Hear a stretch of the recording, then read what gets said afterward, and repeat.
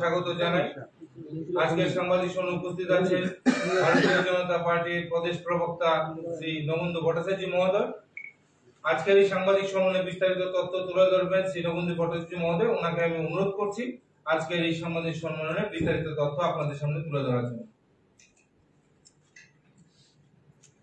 নমস্কার সাংবাদিক বন্ধুরা, মূলত দুটি বিষয় নিয়ে কথা বলবো আমরা আজকে। আপনারা সবাই জানেন লোকসভায় ব্যয় বরাদ্দের দাবি পেশ করা হয়েছে। ইতিমধ্যেই শুনেছেন অর্থমন্ত্রী নির্মলা সীতারামনের যে বক্তব্য ছিল সেখানে আপনারা সবাই মোটামুটি শুনেছেন। কিন্তু প্রথম আমাদের প্রতিক্রিয়া ব্যক্ত করবো, পরবর্তী অন্য একটি বিষয় আছে। এবারে যে ব্যয় বরাদ্দের দাবি লোকসভায় পেশ করা হয়েছে, আপনারা শুনেছেন সংসদে নিয়ে দিয়েছেন নির্মলা সীতারামন। এবারে এই বাজেট গ্রাম, গরিব, কৃষক তাদের উন্নয়নের যে কথা আমাদের সরকার বলছে এবং আমাদের যে অন্তর্দয়ের আদর্শ আছে, সেই আদর্শ বাস্তবায়নের জন্য আমরা যে সমস্ত কাজ করছিলাম, আমাদের সরকার যে কাজ করছিল তার একটা স্পষ্ট প্রতিফলন দেখা গেছে। এই সরকার আসার পর প্রথম মধ্যবিত্ত অংশের মানুষ, গরিব অংশের মানুষ তাদের অধিকারটা বুঝতে পেরেছিল এবং তাদের অধিকার এখন সুরক্ষিত হতে চলেছে। এই বাজেটে তারই প্রতিফলন রয়েছে। আমরা যে স্বপ্ন দেখছি উন্নত ভারতের, আত্মনির্ভর ভারতের যে স্বপ্ন আমরা দেখছি, এই বাজেটে তার প্রতিফলন দেখা যাচ্ছে। যে সিদ্ধান্তগুলি আজকে নেওয়া হয়েছে তার মাধ্যমে বোঝা যায় যে ভারত দ্রুত উন্নত ভারত হিসাবে প্রতিষ্ঠিত হতে চলছে। সমগ্র বিশ্বে ভারত তার কর্তৃত্ব বজায় রাখার যে প্রচেষ্টা,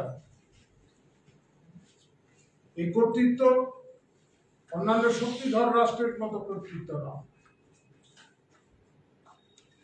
মানব জাতির সুস্থ অগ্রগতির যে কথা আমরা বলছি তাকে সামনে রেখে যে অগ্রগতির কথা আমরা বলি তার বাস্তবায়নের প্রতিফলন এই বাজেটে লক্ষ্য করা গেছে। তাছাড়াও আপনারা দেখেছেন আমরা যেহেতু উত্তর পূর্বাঞ্চলে আছি, সমগ্র উত্তর পূর্বাঞ্চল পূর্ব ভারতের উন্নয়নের কথা এখানে বলা হয়েছে। ইনফ্রাস্ট্রাকচার ডেভেলপমেন্ট, পরিকাঠামোগত উন্নয়নের কথা এখানে বলা হয়েছে। এই অঞ্চলের আরো বিকাশ, দ্রুত বিকাশ। তাছাড়া আপনারা দেখেছেন স্যাটেলাইট টাউন তৈরি হচ্ছে। বিকাশের নতুন গতি আনার চেষ্টা হচ্ছে। এই উন্নয়নের প্রক্রিয়ায় গতি আনতে বিভিন্ন করের ক্ষেত্রে সংস্কার আনা হয়েছে। মধ্যবিত্ত এবং গরিব অংশের মানুষের জন্য এই বাজেট যথেষ্ট গুরুত্বপূর্ণ। এবং কৃষি ক্ষেত্রেও অনেক নতুন বিষয় আনা হয়েছে। বাগিচা ফসল এগুলি যাতে আরো বেশি উৎপাদন বৃদ্ধি পায় এবং সাধারণ মানুষ, মধ্যবিত্ত অংশের মানুষ যাতে আরো বেশি সুযোগ নিতে পারে, তার জন্য এখানে এই প্রকল্পে উল্লেখ করা হয়েছে এমএসএমই বা অন্যান্য ভাবে যারা স্বনির্ভর হতে চান তাদের ক্ষেত্রগুলিকে আরো প্রশস্ত করা হয়েছে। জনজাতি অংশের মানুষের কথা বলা হয়েছে।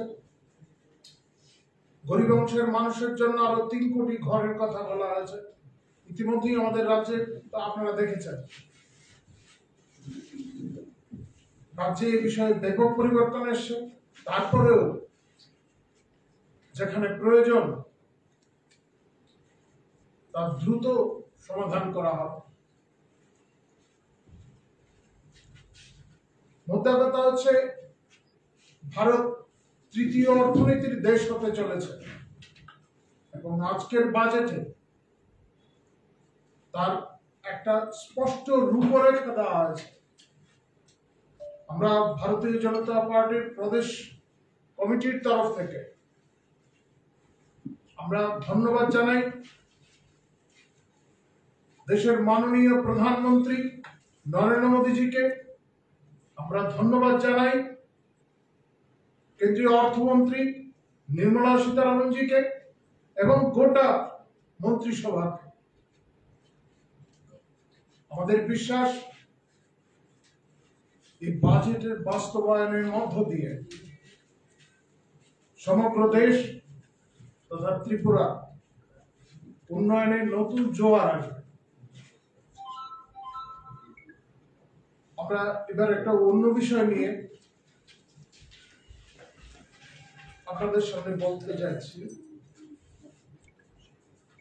গত কয়েকদিন যাবৎ আমরা দেখছিলাম রাজ্যের বেশ কয়েকটি বিরোধী রাজনৈতিক দল, মূলত দুটি রাজনৈতিক দল, তাদের বয়ান রাখছেন। কংগ্রেসের কয়েকজন জাতীয় স্তরের নেতাও এখানে এসেছিলেন, তারা তাদের বক্তব্য রেখে গেছেন। সাংবাদিক বন্ধুরা বিষয়ে আমাদের প্রশ্ন করছিলেন, আমরা বলছিলাম তাদের কাছে। তবে এখন মনে হচ্ছে যে আমাদের সাংবাদিক সম্মেলনের মাধ্যমে বিষয়গুলি আপনাদের সামনে স্পষ্ট করা প্রয়োজন।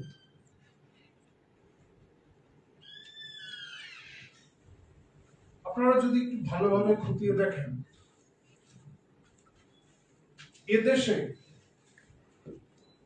মানে স্বাধীনোত্তর ভারতে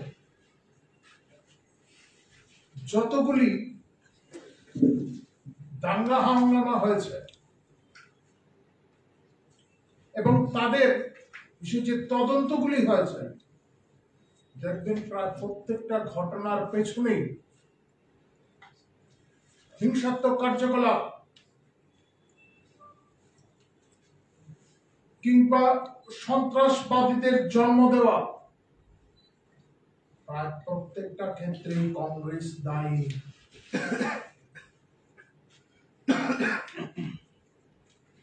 আপনি সিংটাঙ্গাই বলুন বা কাশ্মীর সমস্যায় বলুন, আমরা সমাধান করছি, কাশ্মীরের সমস্যার সমাধান হচ্ছে।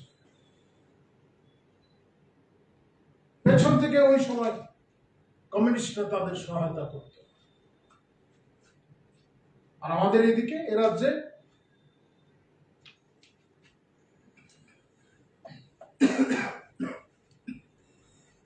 কমিউনিস্টরাই উগ্রবাদী মতাদর্শ, উগ্রবাদী চিন্তা চেতনা এগুলির অনুপ্রবেশ ঘটিয়েছে এ রাজ্যে। ইতিহাস তার সাক্ষী। ধ্বংসাত্মক কার্যকলাপ,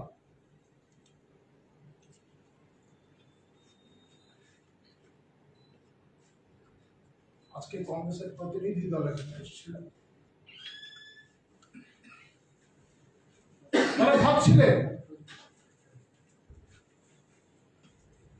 যে গন্ডাছড়া যে ঘটনাক্রমগুলি ঘটে গেছে তা থেকে তারা তাদের রসদ সংগ্রহ করেন। আমরা আগেও বলেছি, এ রাজ্যের বিরোধী রাজনৈতিক দলগুলি লাশ চাইছে, লাশের রাজনীতি করতে চাইছে তারা। এবারও তারা তা প্রমাণ করল।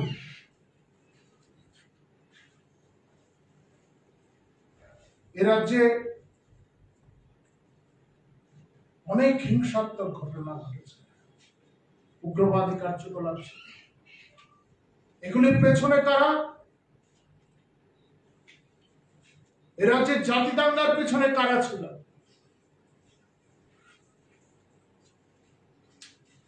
যে কংগ্রেস এখন সিপিআইএম এর অগ্রণী সৈনিক হিসাবে কাজ করছে। তারা যখন বিরোধী দলে ছিল বাম জামানায়, তখন তাদের নেতারা কি বলতেন বিধানসভার ভেতরে বাইরে?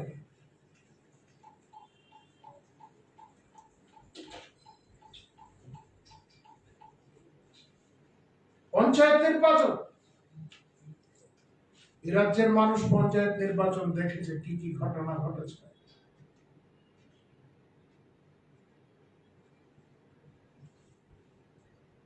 আমার কাছে তৎকালীন সময়ে বিভিন্ন পত্র পত্রিকাগুলি রয়েছে।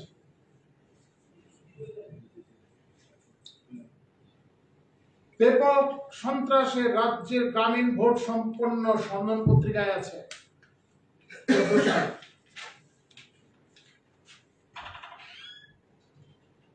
উৎসবের মেজাজে ছাপ্পা ভোট দৈনিক সংবাদে লেখা আছে। 14 সালের ঘটনা। জবাব দেবেন না এগুলি? বিজেপির মহিলা প্রার্থীকে ধর্ষণের হুমকি, চন্দ্রনগর পঞ্চায়েতে রাজনৈতিক অস্থিরতা, প্রমাণ, এগুলি প্রমাণ। একটা দৃষ্টান্ত দেখাতে পারবেন না এখন।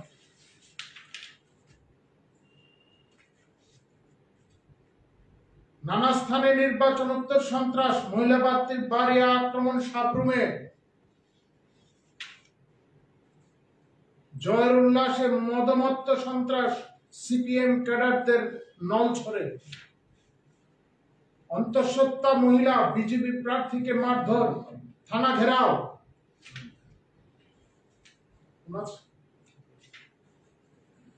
নির্বাচনে ক্যাডার সন্ত্রাসে রণক্ষেত্র সোনামুড়া মহকুমা, পঞ্চায়েত হাতছাড়া হলে জব কার্ড থাকবে না, জেলিং পঞ্চায়েতের শাসক দলের হুমকি, প্রধানের গোপন ডেরা থেকে ভোটের দাদন, কোদাল উদ্ধার।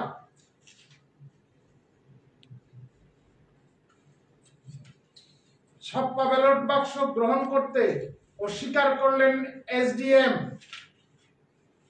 মুখ্যমন্ত্রীর নির্বাচনী কেন্দ্র, রাজ্য বিজেপির সভাপতি আক্রান্ত।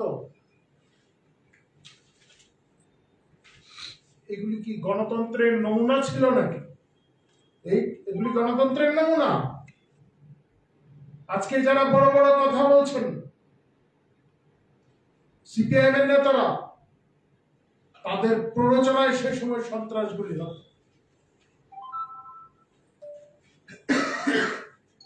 আজকে পরিস্থিতি পাল্টে গেছে। যে সমস্ত জায়গায় কিছু ঘটনা ঘটেছে, আমাদের সরকার, স্বরাষ্ট্র দপ্তর পুলিশকে নির্দেশ দিয়েছে তদন্তক্রমে ব্যবস্থা গ্রহণের জন্য, এবং ইতিমধ্যেই কিছু কিছু ব্যবস্থা নেওয়া হয়েছে।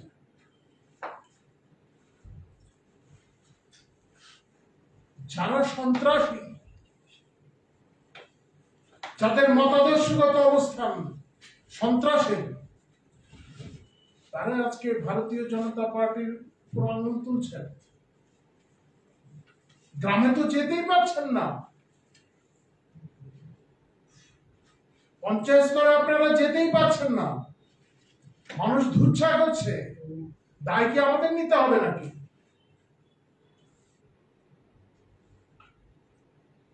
পরিণতি আরো ভয়াবহ। মানুষ আপনাদের থেকে দূরে সরে যাচ্ছে আপনাদের কৃতকর্মের জন্য। দায় আমাদের নিতে নেব কেন? মানুষের কাছে জবাব দিন। ক্ষয়িষ্ণু হয়ে যাচ্ছে, মানুষ বারংবার জবাব দিচ্ছে, তাও সম্বিত ফিরছে না।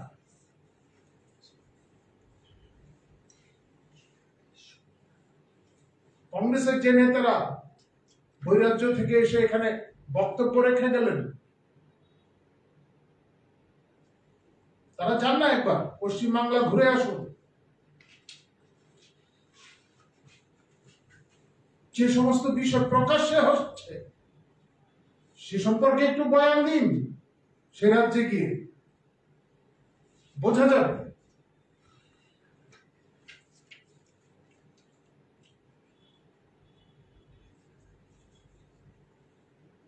আজকে ত্রিপুরার পরিস্থিতি অন্যরকম।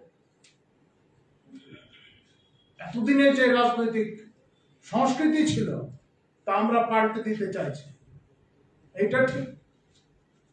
অপসংস্কৃতি একদিনে দূর করা সম্ভব না। যে ধরনের রাজনৈতিক সন্ত্রাসের রাজনীতি আপনারা কায়েম করেছিলেন, যে সংস্কৃতি আপনারা তৈরি করেছিলেন, তা একদিনে মুছে ফেলা সম্ভব নয়। আমরা তার চেষ্টা করছি, প্রতিনিয়তই চেষ্টা চলছে। যেখানে কমিউনিস্টরা কোনো না কোনো সময় ক্ষমতায় ছিল সেখানে সন্ত্রাস আছেই। ত্রিপুরা, পশ্চিমবাংলা কিংবা কেরল বা কোস্টাল এরিয়া যেখানে কমিউনিস্টদের সংগঠন ছিল সেখানে সন্ত্রাস আছেই। কারণ সন্ত্রাস ছাড়া কমিউনিস্ট পার্টি টিকে থাকতে পারে না। আমাদের নিরন্তর প্রচেষ্টা থাকবে যাতে এই ধরনের অপসংস্কৃতি থেকে আমরা দূরে সরিয়ে আসতে পারি। আমাদের কার্যকর্তাদের বারংবার এই সমস্ত বিষয়ে কথা বলা, এও বলা হয় যাতে প্ররোচনার ফাঁদে তারা না পড়ে। এখন যেটা হচ্ছে ত্রিপুরাকে, এই রাজ্যকে সমগ্র দেশের সামনে আর সমগ্র বিশ্বের কাছে কালিমা লিপ্ত করার একটা চেষ্টা, গন্ডা ছড়ার ইস্যুকে সামনে রেখে। গন্ডা ছড়ায় যেটা ঘটেছে সেটা দুর্ঘটনা, কাম্য ছিল না। সংশ্লিষ্ট বিষয় খতিয়ে দেখছে, তদন্ত চলছে, যা যা ব্যবস্থা নেওয়ার সমস্ত ব্যবস্থা দিয়ে নেওয়া হচ্ছে। কাউকেই ছাড়া হবে না। যারা অশান্তি সৃষ্টির চেষ্টা করেছিলেন তাদের কাউকেই ছাড়া হবে না। এখন সিপিআইএম এবং তাদের অগ্রণী সৈনিক কংগ্রেসের কিছু নেতা তারা চেষ্টা করছে রাজ্যে অশান্তির বাতাবরণ তৈরি করতে।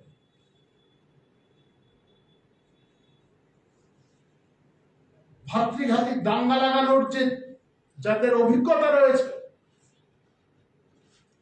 তারা এই কাজে সক্রিয়। এখন আমাদের সরকার সজাগ রয়েছে, আমাদের কার্যকর্তারাও সজাগ রয়েছে। কোথাও যাতে এই ধরনের পরিস্থিতি সৃষ্টি করতে না পারে কেউ, সেজন্য সবাইকে সজাগ থাকতে বলা হয়েছে। অশান্তি সৃষ্টির যে কোনো চেষ্টা প্রতিরোধ করতে হবে, আমাদের তরফ থেকে বার্তা দেওয়া হচ্ছে এবং আমাদের কার্যকর্তারা সেই লক্ষ্যে কাজ করে চলেছে।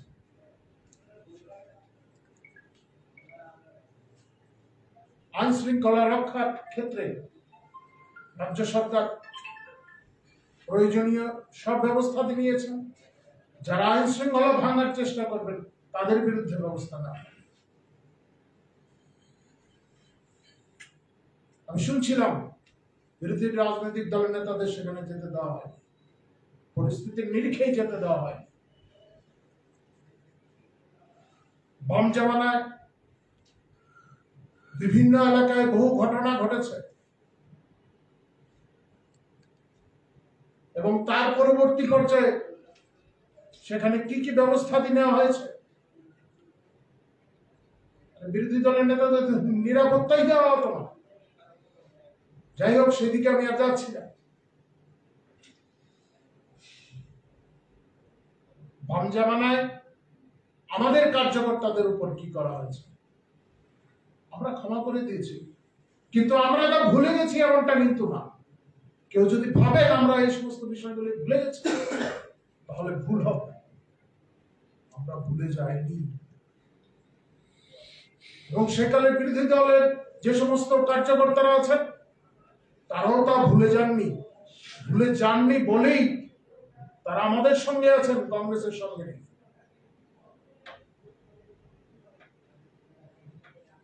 বাম নেতাদের আবার স্মরণ করিয়ে দিতে চায়, মানুষ এত তাড়াতাড়ি সবকিছু ভুলে যায় না, আর ভুলে যায় না বলেই আপনারা গ্রাম পাহাড়ে স্থান পান না, যেতে পারেন না, আপনারা আপনাদের প্রার্থী খুঁজে পান না। যাই হোক, আপনাদের তরফ থেকে কিছু যদি জিজ্ঞাসা থাকে আপনারা জিজ্ঞাসা করতে পারেন।